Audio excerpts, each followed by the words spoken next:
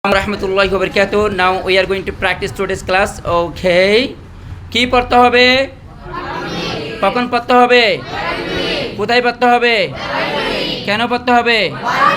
কিভাবে পড়তে হবে? কে? কারা? কাকে?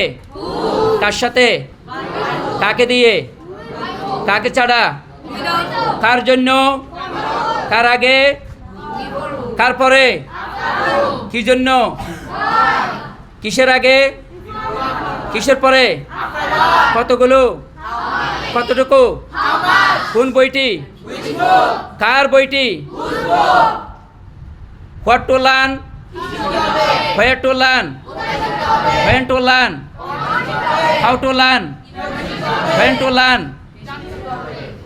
Who learns? Who learn? Before whom?